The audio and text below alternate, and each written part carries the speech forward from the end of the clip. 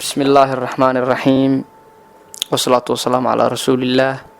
مقعيق عبد الرحمن أبوكر عبد الرحمن ولا ليال ومدة الصوماليات maanta iga dhageysanaysa radio danan waxaan idin wadaa wax kamid ah waxyaabaha isku soorto ummadda islaamka ee Soomaalida dhaqankan ay u leeyihiin oo ah maanso ka hadlaysa dhalinyarada Soomaaliyeed dhibaatada ku dhacay niyad jabka haysta waxyaabaha la yiraahdo insaanu nafsi ama dacfu nafsi waxaan doonayaa inaan maanta dul maro maansadan oo dhiirigelinaysa dhalinyarta yaa tahay kuma tahay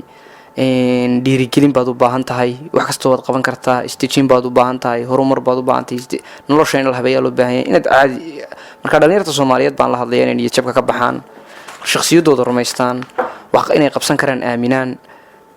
marka maansada ujeedadeedu waa saasaan filayaa inay aad ii fahanteen baan filayaa maansadu waxay oranaysaa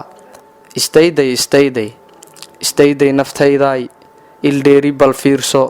qaaradaho idil daawo asaaga baldheeho halkaad ku unkanto maxaad ku aroortaa isdhigasho waa ambad ee eersa shaydaan iblaysu ka kooyay abqaal noloshaada asteerajadaada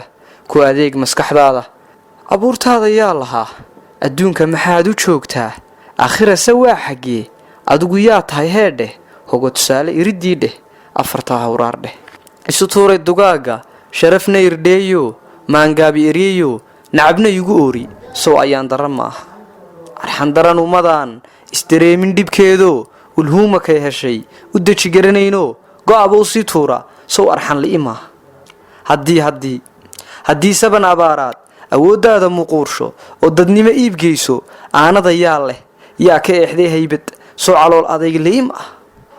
xilal baa'ul hamaaya anshaxna kaa rabee arrin soo bal qof baatee aabbahaa xaqii leh hooyadaa inteed leh